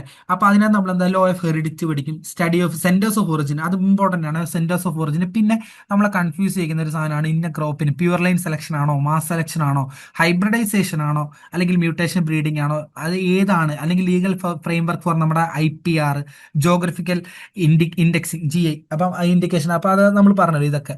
പിന്നെ ഇതിനകത്ത് തന്നെ നമുക്ക് GATTയുടെ ഒരു പോർഷൻ, IPRനകത്ത് GATT, നമ്മുടെ general agreement of tariff and trade പോലെ നമുക്ക് ഈ GATTയുടെ അകത്ത് വരുന്നതാണ് ഈ IPR എന്ന് പറഞ്ഞാൽ. ഓക്കെ. അപ്പം ട്രിപ്സ് എന്ന് പറഞ്ഞാൽ trade related aspects of intellectual property rights. അപ്പൊ ട്രിപ്സ്, അപ്പൊ ഇതൊക്കെ എന്ന് പറഞ്ഞാൽ അത് ഇതിനകത്താണ് ചിലപ്പോൾ ചോദിക്കുക, അല്ലെങ്കിൽ അഗ്രികൾച്ചറൽ എക്കണോമിക്സിനകത്ത് തന്നെ ഇന്റർനാഷണൽ എക്കണോമിക്സിനകത്ത് വരുന്ന ഒരു ടോപ്പിക് അതിൽ. അപ്പം അത് ചിലപ്പോൾ ചോദിക്കാം. ഓക്കെ. അതൊക്കെ ജസ്റ്റ് ഒന്ന് അറിഞ്ഞിരുന്നാൽ മതി, അതൊക്കെ ക്ലാസ് എടുക്കുമ്പോൾ അത് കൃത്യമായിട്ട് പറഞ്ഞു തരും. ഓക്കെ. അപ്പൊ ഇതിനകത്ത് പെഡിഗ്രി സെലക്ഷൻ ഉണ്ട്, അപ്പൊ അതെല്ലാം നമ്മൾ നോക്കണം. പിന്നെ ഫിസിയോളജിക്കകത്ത് എന്താ വരുന്നത് മെയിൻ ആയിട്ട്? Translocation of water and solutes, പിന്നെ അതുപോലെ തന്നെ എന്താ പറയാ, നമ്മുടെ മെക്കാനിക്സ് ഓഫ് ഫോട്ടോസിന്തസിസ്, റെസ്പിറേഷൻ, പിന്നെ ഫിസിയോളജിക്കൽ ഡിസോർഡേഴ്സ്, അത് ഇമ്പോർട്ടന്റ് ആണ്. അപ്പം ഇമ്പോർട്ടന്റ് ആണെന്ന് പറയുന്നത് വളരെ ഇമ്പോർട്ടന്റ് ആയിട്ട് തന്നെ കേട്ടോ എടുത്തത് പറയുന്നത് ഫിസിയോളജിക്കൽ. കാരണം ബാക്കി നമ്മൾ ഈ പറഞ്ഞു പോകുന്നതൊക്കെ നമുക്ക് ഇമ്പോർട്ടന്റ് ആയിട്ടുള്ള കാര്യങ്ങൾ മാത്രമേ നമ്മൾ പറഞ്ഞു പോകത്തുള്ളൂ. അതിൽ തന്നെ എടുത്തത് ഇമ്പോർട്ടന്റ് എന്ന് പറയാൻ കാരണം അത് മിക്കവാറും ഷുവർ ഷോട്ട് ക്വസ്റ്റ്യൻ വരാൻ സാധ്യതയുള്ളതാണ്. ഇപ്പം physiological disorders in major crop, അതൊക്കെ ഇമ്പോർട്ടന്റ് ആണ്. പിന്നെ പിന്നെ അടുത്ത് വരുന്നതാണ് ഗ്രോത്ത് റെഗുലേറ്റേഴ്സ് അല്ലെ. അത് അതിന് ഉണ്ട്, ഗ്രോത്ത് റെഗുലേറ്റേഴ്സ് ഉണ്ട്. നമ്മുടെ സൈറ്റോകൈനിൻ, നമ്മൾ നേരത്തെ പറഞ്ഞില്ലേ ഡെഫിഷ്യൻസി പോലെ ഏറ്റവും ഇമ്പോർട്ടന്റ് ആയിട്ടുള്ള അടുത്ത ഏരിയ ആണ് ABA, auxin, gibberellin, cytokinin, ethylene and abscisic ആസിഡ്സിന്റെ എന്താണ് ഗ്രോത്ത് റെഗുലേറ്റേഴ്സിനെ കുറിച്ചുള്ള ഇത്. പിന്നെ how plants manage abiotic stress like drought, salinity and submergence. അപ്പൊ അങ്ങനത്തെ ഉള്ള കണ്ടീഷൻസിൽ എങ്ങനെയാണ് അവർ ഇത് ചെയ്യുന്നതെന്നൊക്കെ ഉള്ളത്, അതായത് ഈ ഹോർമോണൽ വ്യതിയാനങ്ങളുമായിട്ട് ബന്ധപ്പെട്ട് എങ്ങനെയാണ് വരുന്നതെന്നൊക്കെ ഉള്ളത് ചെറുതായിട്ടൊന്ന് അറിഞ്ഞിരിക്കുക. എല്ലാം ഡീറ്റെയിൽഡ് ആയിട്ട് അറിയാനും ചെറുതായിട്ടൊന്ന് അറിഞ്ഞിരിക്കുക. ഓക്കെ. അതൊക്കെ ഒരു ടേബിളിൽ നമുക്ക് റെഡിയാക്കാൻ പറ്റും. ഓക്കെ. ഓക്കെ. ഇനി അടുത്ത 7th മൊഡ്യൂൾ ഏതാണ്? ക്രോപ്പ് ഹെൽത്ത് മാനേജ്മെന്റ് ആണ് അല്ലെ. അതിന് 18 മാർക്ക് ഉണ്ട്. ഏറ്റവും വെയിറ്റേജ് ഉള്ള പോർഷൻ ആണ് മൊഡ്യൂൾ 7 എന്ന് പറഞ്ഞ ക്രോപ്പ് ഹെൽത്ത് മാനേജ്മെന്റ്. അപ്പം ഏറ്റവും കൂടുതൽ അത് എന്തുകൊണ്ടാണ് ഒന്നെന്ന് പറഞ്ഞാൽ ഇതിനകത്ത് IPM, ഇന്റഗ്രേറ്റഡ് പെസ്റ്റ് മാനേജ്മെന്റും, IDM, ഇന്റഗ്രേറ്റഡ് ഡിസീസ് മാനേജ്മെന്റും വരുന്നുണ്ട്. ഇതിനകത്ത് തന്നെ വീഡിസൈഡ്സും വരുന്നുണ്ട്. വീഡിസൈഡ്സ് നമ്മുടെ ഇപ്പം വീഡ് മാനേജ്മെന്റിനെ കുറിച്ചും ഡീറ്റെയിൽഡ് ആയിട്ട് ഈ ഒരു മൊഡ്യൂളിനകത്തുകൊണ്ടാണ് എന്തുകൊണ്ട് വരുന്നത് 18. അപ്പൊ നിങ്ങളൊന്ന് ആലോചിച്ച് നോക്കിയേ, ഇപ്പൊ ഞാനൊരു 40 മാർക്സേ പറഞ്ഞുള്ളൂ, പക്ഷെ സത്യത്തിൽ അത് മൊത്തത്തിൽ വരുമ്പോൾ ഏകദേശം 53 മാർക്സിനടുത്തായില്ലേ ഇപ്പൊ തന്നെ അല്ലെ. ഇപ്പം 50% മാർക്ക് എന്ന് പറഞ്ഞാൽ ക്രോപ്പാണ്. അപ്പൊ ക്രോപ്പിന്റെ ബേസിസിലുള്ള ഇൻസെക്റ്റിനെ കുറിച്ചും പെസ്റ്റിനെ കുറിച്ചും അതിന്റെ ഗ്രോത്ത് സ്റ്റേറ്റസിനെ കുറിച്ചും അതുപോലെ തന്നെ അതിനെക്കുറിച്ച് ഡീറ്റെയിൽഡ് ആയിട്ട് അനലൈസ് ചെയ്ത് പഠിക്കുകയാണെന്നുണ്ടെങ്കിൽ നമുക്ക് ഏകദേശം നല്ല പോലെ എന്ത് ചെയ്യാൻ പറ്റും, നല്ല മാർക്ക് സ്കോർ ചെയ്യാൻ പറ്റും അല്ലെ. പിന്നെ ബാക്കിയുള്ളത് നമുക്കൊരു ലക്ക് കൂടെ വേണം. നമുക്ക് അറിയാവുന്ന ഒരു ഇപ്പം എക്കണോമിക്സിൽ ചോദിച്ചു, എക്കണോമിക്സ് ഒന്നും അത്രയും ടഫായിട്ട് ചോദിക്കില്ല. അപ്പൊ ചോദിക്കുകയാണെങ്കിൽ തന്നെ സർഫസ് ഏരിയ നിന്നുകൊണ്ട് ചോദിക്കുകയാണെന്ന് വെച്ചോ, അങ്ങനെ ചോദിച്ചു കഴിഞ്ഞാൽ നമുക്ക് ഭാഗ്യം ഉണ്ടെങ്കിൽ നമുക്കത് പെട്ടെന്ന് കിട്ടിയാലോ. ഒരു പത്ത് മാർക്ക് ഉണ്ട്, ആ 10 മാർക്കിൽ ഒരു 3 കിട്ടിയാൽ തന്നെ 3 മാർക്കായില്ലേ. ഇപ്പൊ 50 മാർക്ക് കിട്ടി, 50-നകത്ത് 53, കഴിഞ്ഞ കട്ട് ഓഫിൽ നിന്ന് ഒരു 2 മാർക്ക് കൂടെ കൂട്ടിയാൽ മതി അല്ലെ. ഇപ്പൊ അല്ലെങ്കിൽ ഒരു 7 മാർക്ക് കൂടെ കൂട്ടിയാൽ മതി, അത്രേ ഉള്ളൂ അതിനകത്ത്. അപ്പൊ അത് നമ്മൾ പേടിക്കേണ്ട ആവശ്യമില്ല. അപ്പൊ നമ്മൾ മാക്സിമം ഇതിൽ നിന്ന് കവർ ചെയ്തെടുക്കാം. ഇപ്പൊ ക്രോപ്പ് മാനേജ്മെന്റ് അറിയാലോ, ക്രോപ്പ് പെസ്റ്റ് മാനേജ്മെന്റ് എടുക്കുക. പിന്നെ അതുപോലെ തന്നെ എന്താ അതിന്റെ ലൈഫ് സ്റ്റേറ്റസ്, സിംറ്റംസ് ആണ് ഏറ്റവും കൂടുതൽ പഠിക്കേണ്ടത്. അതിന് പിന്നെ ലൈഫ് സ്റ്റേറ്റസ് കാരണം ചില ഇൻസെക്റ്റുകൾ അറിയാലോ, ചില ഇൻസെക്റ്റുകൾ മരിക്കുന്നത് അല്ലെങ്കിൽ അവരുടെ ലൈഫ് സ്റ്റേജസിനനുസരിച്ചാണ് നമ്മൾ കൺട്രോളിങ് കൊടുക്കുക. അപ്പൊ ഈ കൺട്രോളിങ് ഗ്രൂപ്പ്സിനെയും അതിനെ എങ്ങനെയാണ് ചെയ്യുന്നത് പഠിക്കണമെങ്കിൽ നമ്മൾ അതിന്റെ ലൈഫ് സ്റ്റേജസ് ചെറുതായിട്ട് അറിഞ്ഞിരിക്കണം. എല്ലാവരുടെയും അറിഞ്ഞിരിക്കേണ്ട. ഇപ്പം എന്താ പറയുക, നമ്മുടെ ട്രിട്ടിക്ക വേസ്റ്റത്തിനകത്ത് വരുന്ന അതിൻ്റെത് ഇമ്പോർട്ടന്റ് ആയിട്ടാണ് നമ്മളത് പഠിപ്പിക്കുന്നത് ഡിസീസിനകത്ത്, പെസ്റ്റ് അല്ല ഡിസീസിനകത്ത്. അതുപോലെ തന്നെ ഇന്റഗ്രേറ്റഡ് ഡിസീസ് മാനേജ്മെന്റ്, അപ്പൊ അതിന്റെ എറ്റിയോളജി, കൺട്രോൾ മെഷേഴ്സ്, അതിനെക്കുറിച്ചൊക്കെ എന്ത് ചെയ്യണം, പ്ലാന്റ് പത്തോളജിയെ കുറിച്ച് ഒരു ബേസിക് നോളജ് ഉണ്ടാക്കി എടുക്കുക. പിന്നെ മഷ്റൂം കൾട്ടിവേഷന്, trichoderma, pseudomonas, bio control agents ഉണ്ടല്ലോ അതിന്റെ, അപ്പൊ അത് എങ്ങനെയൊക്കെയാണ് ഉപയോഗിക്കേണ്ടത്, നമ്മുടെ പാഡി സ്ട്രോ മഷ്റൂംസ് അതൊക്കെ എങ്ങനെയാണ് ചെയ്യുന്നത് എന്നുള്ളത്, പ്രൊഡക്ഷൻ സ്റ്റെപ്സ് ഒക്കെ. പിന്നെ അടുത്തത് വീഡ് മാനേജ്മെന്റ് ആണ്. വീഡ് മാനേജ്മെന്റ് ഞാൻ പറഞ്ഞല്ലോ, അതിനെക്കുറിച്ച് ഇന്റഗ്രേറ്റഡ് വീഡ് മാനേജ്മെന്റ്, ഹെർബിസൈഡ്സ്, അതിന്റെ mode of action, selectivity important ആണ്, സെലക്ടിവിറ്റി ഒക്കെ. പിന്നെ ഹെർബിസൈഡ് ചോദിച്ചിട്ടുണ്ട് കേട്ടോ, ഹെർബിസൈഡ് എപ്പോഴും ചോദിക്കാറുള്ളത്, അത് ചോദിക്കുകയും ചെയ്യുവേ. ഇനി വീണ്ടും ചോദിക്കും അത്, കാരണം അഗ്രോണമി റിലേറ്റഡും ആണ് അത്, ഇതിപ്പം നമ്മൾ പറഞ്ഞ ക്രോപ്പ് ഹെൽത്ത് റിലേറ്റഡും ആണ്. അപ്പൊ അതിനകത്ത് നിന്ന് ഒരു ചോദ്യം എന്തായാലും വീട് മാനേജ്മെന്റ് വരും. അപ്പോൾ അതിൽ നിന്ന് ചോദിക്കത്തില്ലെന്ന് ഒരിക്കലും പ്രതീക്ഷിക്കേണ്ട, അതിൽ നിന്ന് എന്തായാലും ഒരു ചോദ്യം വരും. അടുത്തത് മൊഡ്യൂൾ 8. മൊഡ്യൂൾ 8 ഏതാ? നമ്മുടെ ഇത് agro machinery, power and irrigation. അതിന് 10 മാർക്കുണ്ട്. നമ്മൾ ബേസിക്കലി ഇതിനകത്ത് നോക്കുന്ന നമ്മുടെ ടില്ലേജ് ഇംപ്ലിമെന്റ്സ് ഉണ്ടല്ലോ, ടില്ലേജ് ഇംപ്ലിമെന്റ്സ്, ട്രാൻസ്പ്ലാന്റിംഗ് മെഷീൻസ്. സത്യത്തിൽ ഇത് പെട്ടെന്ന് പഠിക്കാൻ പറ്റിയത് ടില്ലേജ് ഇംപ്ലിമെന്റ്സ്. ഇപ്പൊ നമുക്ക് ബേസിക്കലി പ്രൈമറി ടില്ലേജ് ഇംപ്ലിമെന്റ്സ് ഏതൊക്കെയാണ്, സെക്കൻഡറി ടില്ലേജ് ഇംപ്ലിമെന്റ്സ് ഏതൊക്കെയാണെന്ന് നോക്കുക. അതിനകത്ത് വരുന്ന ബേസിക് ഡിഫറൻസുകൾ പഠിച്ചെടുത്ത് എന്ത് ചെയ്യാൻ പോവുക, നമ്മൾ മെഷീനറീസിനെ കുറിച്ച് ഒരു ഐഡിയ ഉണ്ടാക്കുക. പിന്നെ സോയിങ് മെത്തേഡുകളെ കുറിച്ച് അറിയാലോ. അപ്പൊ സീഡ് റേറ്റിനെ കുറിച്ച് ഓൾറെഡി നമ്മൾ പഠിക്കും. അപ്പൊ സോയിൽ മെത്തേഡുകളെ കുറിച്ച് ഒന്ന് പഠിച്ചു വെക്കുക. പിന്നെ ട്രാൻസ്പ്ലാന്റിംഗ് മെഷീനുകൾ എന്തെങ്കിലും പുതിയതുണ്ടെങ്കിൽ അത് ഓർത്തിരിക്കുക. പിന്നെ എന്താ, അതുപോലെ തന്നെ സ്പ്രേയേഴ്സ് ആൻഡ് ബ്ലോവേഴ്സ്, ഇപ്പൊ റീപ്പിംഗ്, ത്രഷിംഗ്, പല ടൈപ്പ് ഓഫ് ഇൻസ്ട്രുമെന്റ്സ് ഉണ്ടല്ലോ, ഇൻസ്ട്രുമെന്റ്സിനെ കുറിച്ചൊക്കെ ഒരു എന്ത് ചെയ്യുക, ഒരു നല്ലൊരു ഒരു ബേസിക് ഐഡിയ ഉണ്ടാക്കുക. പിന്നെ അതിനകത്ത് പറയുന്നുണ്ട് calculation of cost of operation of machines, break even, അങ്ങനെയല്ല അത് അറിഞ്ഞിരിക്കാൻ വേണ്ടി പറയുന്നത് അത് കേട്ടോ, അല്ലാണ്ട് അത് ഡീറ്റെയിൽഡ് ആയിട്ടൊന്നും പഠിക്കാനല്ല. നമുക്ക് അവിടെ ക്വസ്റ്റ്യൻസ് ആയിട്ടല്ല ചോദിക്കുക. ഫെർട്ടിലൈസർ കാൽക്കുലേഷൻ ഒക്കെ ഉള്ളു ബേസിക്കലി, ക്വസ്റ്റ്യൻസ് ആയിട്ടല്ല അത് വരിക. അപ്പൊ അത് നിങ്ങൾ ഓർത്ത് വിഷമിക്കേണ്ട ആവശ്യമില്ല. പിന്നെ എനർജി ആൻഡ് പവർ, അതിനകത്ത് ബേസിക്കലി എന്താ വരുന്നത്, നമ്മുടെ ഐ സി എൻജിൻസ്, പിന്നെ എന്താ, അതുപോലെ തന്നെ tractors, power tillers, renewable energy applications, solar, അതൊക്കെ ഉണ്ടല്ലോ. പിന്നെ anaerobic digestion technology for biogas, അതൊക്കെ ഒന്ന് അറിഞ്ഞിരിക്കുക. പിന്നെ ഇറിഗേഷൻ ആൻഡ് ഡ്രെയിനേജ്, അത് ഇറിഗേഷൻ എഞ്ചിനീയറിംഗിനകത്ത് എന്താ വരുന്നത്, അതിൽ നമ്മുടെ വാട്ടർ ഷെഡ്യൂളിംഗ് ഉണ്ടല്ലോ, മറ്റേ ഇറിഗേഷൻ വാട്ടർ. അപ്പൊ അതിനകത്ത് തന്നെ CP ഒക്കെ ഉണ്ടല്ലോ, ക്യുമുലേറ്റീവ് പാൻ ഇവാപ്പറേഷൻ, അതിന്റെയൊക്കെ. അപ്പം അതിന്റെയൊക്കെ റേഷ്യോസ് ഇവിടെ നമ്മളത് കൃത്യമായിട്ട് നോക്കണം. ഇറിഗേഷനുമായിട്ട് ബന്ധപ്പെട്ട് കുറച്ച് റേഷ്യോസ് ഉണ്ട്. പിന്നെ പൊട്ടൻഷ്യൽ ഇവാപ്പറേഷൻ, അതെല്ലാം നമ്മൾ ഇതിനകത്താണ് കവർ ചെയ്യുന്നത്. പിന്നെ അവൈലബിൾ വാട്ടർ, അത് ഇമ്പോർട്ടന്റ് ആണ്, ആ ഏരിയ മൊത്തത്തിൽ ഇമ്പോർട്ടന്റ് ആണ്. ഇറിഗേഷൻ വാട്ടറിന്റെ ഏരിയ ഭയങ്കര ഇമ്പോർട്ടന്റ് ആണ്, അതൊന്ന് ജസ്റ്റ് നോക്കിയിരിക്കുക. കാരണം ചോദിച്ചു കഴിഞ്ഞാൽ നമുക്ക് എഴുതാൻ പറ്റുന്ന ഏരിയ ഇതൊക്കെ. ഇതിപ്പോ നമ്മൾ ഇപ്പൊ പുതിയതായിട്ട് ഒത്തിരി ഡെപ്തിൽ പോകണ്ട, അത് നമുക്ക് ഓൾറെഡി ഉള്ള നോട്ടൊക്കെ വൃത്തിക്ക് പഠിച്ചാൽ മതി, അത്രേ ഉള്ളൂ അതിനകത്ത്. പിന്നെ അടുത്തത് agricultural extension and technology transfer, 7 മാർക്കുണ്ട്, ഇമ്പോർട്ടന്റ് ആണ്. കാരണം എന്ന് വെച്ചാൽ ഇതൊക്കെ നമ്മൾ പറഞ്ഞാൽ ഇപ്പോൾ ഒരു ഡേ ഓഫ് ആയിട്ട് നമുക്ക് തോന്നും, നമുക്ക് വലുതായിട്ട് പഠിക്കാൻ തോന്നുന്നില്ല എന്നുണ്ടെങ്കിൽ ഇതിരുന്നങ്ങ് പഠിക്കാം. കാരണം എക്സ്റ്റൻഷൻ ആൻഡ് എക്കണോമിക്സിനകത്തുള്ളതെന്ന് പറഞ്ഞാൽ, എക്കണോമിക്സിനകത്ത് പിന്നെയും കുറച്ചുകൂടെ പാടാം, പക്ഷേ എക്സ്റ്റൻഷനൊക്കെ നമുക്ക് ജസ്റ്റ് ഒന്ന് പഠിച്ചിട്ട്, ഇപ്പം ഞാൻ ചോദിക്കുക ആത്മ അല്ലെങ്കിൽ KV, ആറ്റിക്, അല്ലെങ്കിൽ എന്താ പറയുക IRDP, IADP, NAIP, അങ്ങനെ ഓരോ ടൈപ്പ് ഓഫ് എന്താ പറയണ്ട പ്രോഗ്രാംസുകളെ കുറിച്ച് നമ്മൾ ഡീറ്റെയിൽ ആയിട്ടിരുന്ന് കാണാതെ, മീൻസ് എന്താ പറയുക, നമ്മൾ ഒരു ദിവസം ഇരുന്ന് പഠിക്കുന്നതിനേക്കാളും നല്ലത് നമുക്കൊരു ഓഫ് ഡേ അല്ലെങ്കിൽ നമ്മൾ റെസ്റ്റ് എടുക്കാൻ തോന്നുന്ന സമയത്ത് ഇരുന്ന് വായിക്കുമ്പം കുറച്ചുകൂടെ നല്ലതായിരിക്കും. ആ ക്ലാസ് കിട്ടിയിട്ട് കൃത്യമായിട്ട് നമുക്ക് പഠിച്ചാൽ മതി ആ സമയത്ത്. ഓക്കെ, കാരണം ആ ക്ലാസ്സുകൾ ഞാൻ തന്നെയാണ് എടുക്കുക, അപ്പം എനിക്കറിയാം അത്. അപ്പൊ ഒത്തിരി ഡെപ്തിൽ ഇരുന്നത് പഠിക്കുന്നതിനേക്കാളും നമ്മൾ എന്ത് അത് നമുക്ക് കുറച്ചുകൂടെ ഒക്കെ അറിയാൻ പറ്റുന്നത്. ഇപ്പൊ 5 ഇയർ പ്ലാൻസിനകത്ത് പ്രത്യേകിച്ച് എന്തെങ്കിലും മാറ്റം വരും ഇല്ല, 2012 നിന്നല്ലേ, പിന്നെ പ്രത്യേകിച്ച് മാറ്റമൊന്നും വരത്തില്ല.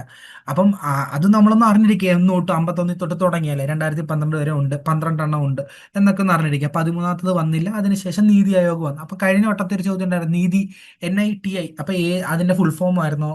ഫുൾ ഫോം ഉണ്ടായിരുന്ന ചോദ്യം ഉണ്ടായിരുന്നു. പിന്നെ ഏത് ഇൻസ്റ്റിറ്റ്യൂട്ട്, മീൻസ് ഏത് ഓർഗനൈസേഷൻ ആണ് ഈ ഗവൺമെന്റിന്റെ അണ്ടറിൽ എന്ത് ചെയ്യുന്നത്, നമ്മുടെ 5 ഇയർ പ്ലാൻ അണ്ടർടേക്ക് ചെയ്യുന്നത്, അങ്ങനെയൊക്കെ ചോദ്യം വരും. അപ്പൊ അതൊക്കെ ജസ്റ്റ് ഒന്ന് അറിഞ്ഞിരിക്കുക. അതൊക്കെ നമ്മൾ ക്ലാസ്സിൽ ഡിസ്കസ് ചെയ്യും, ക്വസ്റ്റ്യൻ ആൻസേഴ്സിൽ ഡിസ്കസ് ചെയ്യുന്നുണ്ട്, അതുകൊണ്ട് അത് നിങ്ങൾ പേടിക്കേണ്ട ആവശ്യമില്ല. ഓക്കെ, പിന്നെ ഡിഫ്യൂഷൻ ആൻഡ് അഡോപ്ഷൻ, ഇതിന്റെ സ്റ്റെപ്സുകളുണ്ട്.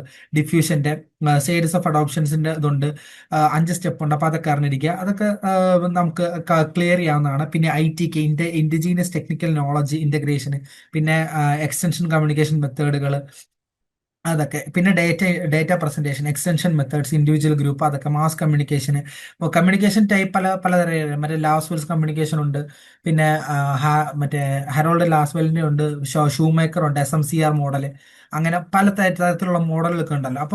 അപ്പോൾ ഇപ്പം മാസ് മീഡിയക്ക് ഏതാണ്, അല്ലെങ്കിൽ ഇപ്പം ഏറ്റവും കൂടുതൽ അഗ്രികൾച്ചർ എക്സ്റ്റൻഷനിൽ ഉപയോഗിക്കുന്ന മോഡൽ ഏതാ, ലീഗൻസ് മോഡൽ അത് നമുക്ക് അറിഞ്ഞിരിക്കണ്ടേ? അപ്പൊ അങ്ങനെ ഓരോ നമ്മളൊന്ന് ജസ്റ്റ് ബേസിക്കലി ഒന്ന് അറിഞ്ഞിരിക്കണം. അപ്പൊ ഏത് മോഡൽ ഏതിനാണ്, മാസ് കമ്മ്യൂണിക്കേഷൻ ഉപയോഗിക്കുന്ന ഏതാണ്, അഗ്രികൾച്ചറൽ എക്സ്റ്റൻഷനിൽ ഉപയോഗിക്കുന്ന ഏതാണെന്നൊക്കെ ഒന്ന് അറിഞ്ഞിരിക്കണം അല്ലേ? അപ്പൊ അതൊക്കെയാണ് ഇതിനകത്ത് നമ്മൾ ഡിഫ്യൂഷൻ അഡോപ്ഷനകത്തൊക്കെ പോവുക. പിന്നെ principles and practices of agricultural extension, എഡ്യൂക്കേഷന്, അതിന്റെ മീനിങ്, ലീഡർഷിപ്പ്, ട്രെയിനിങ്, അതിന്റെയൊക്കെ കാര്യങ്ങളാണ് ഇത് നോക്കുക. അപ്പൊ അതൊരു 7 മാർക്ക് കൊണ്ട് 7 മാർക്ക് സുഖസുന്ദരമായിട്ട് അത് പഠിച്ചെടുത്താൽ കിട്ടാവുന്ന മാർക്കാണ്. പിന്നെ 10ാമത്തെ ലാസ്റ്റ് മൊഡ്യൂളാണ് 5 മാർക്കിന് agriculture production economics and marketing ആണ്. ഇതിൽ സോയിൽ കൺസർവേഷൻ ഓഫീസറിൽ ചോദിക്കുന്ന പോലോ അല്ലെങ്കിൽ എന്താ പറയാ അഗ്രികൾച്ചർ ഓഫീസർ എക്സാമിന് ചോദിക്കുന്ന പോലോ ഡിഫിക്കൽട്ട് ആയിരിക്കില്ല. കാരണം നിങ്ങൾ മനസ്സിലാക്കേണ്ടത് ഇതിനകത്ത് ഹെഡിങ് പോലും കിടക്കുന്ന പ്രൊഡക്ഷൻ എക്കണോമിക്സ് ആൻഡ് മാർക്കറ്റിംഗ് ആണ്. ഇവരിപ്പോ പറയുന്നുണ്ട് അതിൽ ഇവർക്ക് ഔട്ട്സൈഡ് എന്ത് വേണമെങ്കിലും ചോദിക്കാന്ന്. പക്ഷേ ആ ഒരു പ്രൊഡക്ഷൻ എക്കണോമിക്സും മാർക്കറ്റിംഗും അല്ലാതെ ഇപ്പൊ അതിനകത്ത് മൈക്രോ എക്കണോമിക്സ് വരും, ഒബ്വിയസ്ലി കുറച്ച് വരും. അല്ലാതെ നമ്മൾ ഇപ്പോൾ ഒരു ഇന്റർനാഷണൽ എക്കണോമിക്സോ അല്ലെങ്കിൽ നാച്ചുറൽ റിസോഴ്സ് എക്കണോമിക്സോ ഒന്നും ചോദിച്ചാൽ എഴുതാൻ പരപ്പാടാ. കാരണം ഇത്രയും ഡെപ്തിൽ നമുക്ക് പോകാൻ പറ്റില്ല. ഒബ്വിയസ്ലി നമ്മൾ ഇതിനകത്ത് എന്താ നമ്മൾ ആ 10 ക്രോപ്പുകളെ കുറിച്ച് അല്ലെങ്കിൽ ഒരു ക്രോപ്പുകളെ കുറിച്ച് ബാക്കിയുള്ള മുഴുവൻ പഠിക്കുന്ന ക്രോപ്പുകളെ കുറിച്ച് പഠിക്കുമ്പോൾ തന്നെ നല്ലപോലെ ഇതും. അപ്പൊ അതിനകത്ത് നമുക്ക് ഇത്രയും ഡീപ്പിൽ പോകാൻ പറ്റില്ല. അപ്പൊ ഇതിനകത്ത് കുറച്ചുകൂടെ ഡിഫറൻസ് ഉണ്ട്. അഗ്രികൾച്ചർ പ്രൊഡക്ഷൻ അത് മേജർ ക്രോപ്പ് അതിന്റെ കാര്യങ്ങൾ, അപ്പൊ അതിന്റെ പ്രൊഡക്ടിവിറ്റി അതിന്റെ കാര്യങ്ങളൊക്കെ ഒന്ന് അറിയണം. മിനിമം MSPയെ കുറിച്ചൊരു ധാരണ ഉണ്ടാവണം. മാർക്കറ്റിംഗ് സ്ട്രക്ചേഴ്സിനെ കുറിച്ചൊരു ഇൻസ്റ്റിറ്റ്യൂട്ടിനെ കുറിച്ചൊരു ധാരണ ഉണ്ടാവണം അല്ലേ? അതൊക്കെയാണ് നമ്മൾ അതിനകത്ത് നോക്കുക. പിന്നെ ബേസിക്കലി ഇത്രയൊക്കെ തന്നെയാണ് നമ്മൾ അതിനകത്ത് നോക്കുക. അപ്പം ഇതെല്ലാം ഒന്ന് കവർ ചെയ്ത് കഴിഞ്ഞാൽ നമുക്ക് എന്ത് ചെയ്യാൻ പറ്റും? നമുക്ക് കൃത്യമായിട്ട് എന്ത് ചെയ്യാൻ പറ്റും? നമുക്ക് ക്ലാസ്സുകൾ തീർത്ത് നമുക്ക് ആ ലിസ്റ്റിൽ കയറി കയറി പറ്റും. അപ്പം നിങ്ങൾക്കിത് കേട്ടത് മനസ്സിലായെന്ന് ഞാൻ പ്രതീക്ഷിക്കുന്നു. അപ്പം നിങ്ങൾക്ക് എന്തെങ്കിലും ഡൗട്ട് ഉണ്ടെന്നുണ്ടെങ്കിൽ അക്കാഡമിയിൽ ആരെ വേണമെങ്കിലും നമ്മളെ കോൺടാക്ട് ചെയ്യാം, അല്ലെങ്കിൽ പേഴ്സണലി കോൺടാക്ട് ചെയ്യാം, എന്ത് വേണമെങ്കിലും ചെയ്യാം. അപ്പം എന്ത് ഡൗട്ട് ആണെങ്കിലും ക്ലിയർ ചെയ്ത് തരാം. ഓക്കെ, അപ്പൊ താങ്ക് യു. അപ്പം ഇന്നത്തെ സെഷൻ ഇത് വൈൻഡ് അപ്പ് ചെയ്യാണ്. നിങ്ങൾക്ക് എല്ലാം മനസ്സിലായെന്ന് പ്രതീക്ഷിക്കുന്നു.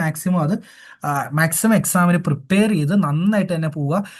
എസ്പെഷ്യലി ഞാൻ പറയുന്നത് ഇപ്പം കറന്റ് പാസ് ഔട്ട് ആവുന്ന സ്റ്റുഡൻസും പിന്നെ അതുപോലെ തന്നെ ഡിപ്ലോമ ഇൻ ഓർഗാനിക് അവർ പിന്നെ VHSC-കാർക്കുമാണ്. അപ്പം ബാക്കിയുള്ളവർക്ക് വേണ്ടാന്നല്ല കേട്ടോ. കാരണം അവർക്ക് കുറച്ചുകൂടെ നോളജ് ഉണ്ടാവും. അതുകൊണ്ടാണ് ഞാൻ പറഞ്ഞത് നിങ്ങൾ കുറച്ചുകൂടെ ഒന്ന് എഫേർട്ട് ഇട്ട് അത് എടുത്തു കഴിഞ്ഞാൽ നിങ്ങൾക്ക് ഷുവർ ഷോർട്ടായിട്ട് അത് കിട്ടും. അപ്പം നിങ്ങൾക്ക് അത് കിട്ടിയേക്കുന്ന അവസരം നമ്മൾ കളയരുത്. 4 സീറ്റാണെങ്കിൽ അല്ലെങ്കിൽ 5 സീറ്റ് ആയിക്കോട്ടെ, അത് ചിലപ്പം അത് കൂട്ടാം അല്ലെ, അതും വരാം. അതുപോലെ തന്നെ ഈ 4 സീറ്റാണെങ്കിലും 4 സീറ്റിൽ കയറാൻ ആൾക്കാർ വേണ്ടേ? അത് വേറെ ആരെങ്കിലും കയറുമെന്ന് വിചാരിച്ച് നമ്മൾ ചാൻസ് അവിടെ കളയേ ചെയ്യത്തുള്ളൂ. അപ്പം നമ്മൾ ഡീമോട്ടിവേറ്റഡ് ആയിട്ട് നിന്ന് കഴിഞ്ഞാൽ ഒന്നും ചെയ്യാൻ പറ്റില്ല. മാക്സിമം നമ്മൾ നമ്മുടെ എഫേർട്ട് ഇടുക. റിസൾട്ട് പ്രതീക്ഷിച്ച് ഒരു കാര്യം ചെയ്യണമെങ്കിൽ നമുക്ക് ഒന്നും കിട്ടില്ല. റിസൾട്ട് പ്രതീക്ഷിക്കാതെ നിങ്ങൾ സ്റ്റെപ്പ് എടുത്തുകൊണ്ടേ ഇരിക്കുക. അപ്പൊ അത് നിങ്ങൾക്ക് നന്നായിട്ട് തന്നെ എന്ത് ചെയ്യാൻ പറ്റും? നമുക്ക് ആ ഒരു ക്ലാസ് കേട്ട് അത് കൃത്യമായിട്ട് നമുക്ക് ക്രാക്ക് ചെയ്യാൻ പറ്റും. Okay, thank you.